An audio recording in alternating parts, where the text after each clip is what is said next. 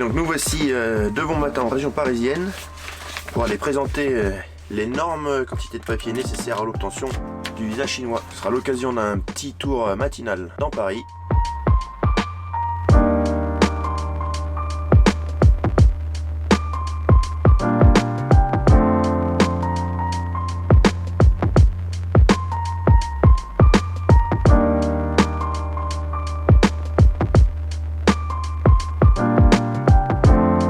Nous voilà arrivés au centre des visas chinois.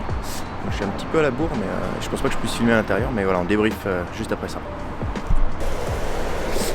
Et ben, en fait, c'était très facile. Ça s'est fait en même pas une demi-heure. Ils m'ont donné ce petit papier pour venir récupérer du coup mon passeport dans 4 à 5 jours. Donc, bien sûr, je serai plus sur Paris. Donc, ce que je vais faire, c'est que je vais aller porter ce papier-là, plus d'autres papiers, à une agence de visa. Et donc, du coup, eux, ils vont s'occuper de récupérer mon passeport et faire les demandes pour mon passeport russe. Voilà, voilà.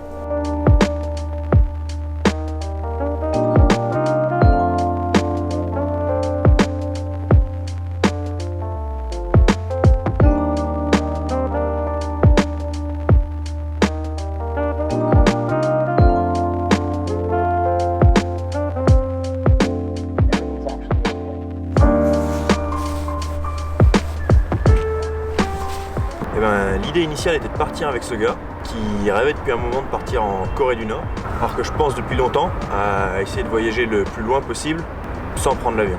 Pour des raisons de pollution évidemment, mais aussi pour avoir une manière de voyager un peu différente, plus lente et moins consumériste. Donc on s'est organisé pour partir vers l'Europe de l'Est et ensuite traverser la frontière avec la Russie, prendre le transsibérien qui nous emmènerait vers l'Est. Sauf que je n'ai pas eu mon visa russe et la Corée du Nord a fermé ses frontières à tous les touristes à cause du coronavirus. Alors le but de ce voyage était bien compromis évidemment, mais l'idée était trop implantée dans ma tête pour que je puisse faire demi-tour maintenant. Donc je me suis remis derrière l'ordinateur, regardé les différentes routes, les différentes options possibles, chercher une nouvelle route vers l'Est, vers la Mongolie.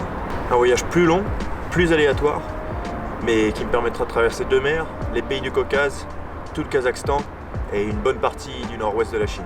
Et première étape, direction Berlin. En bus.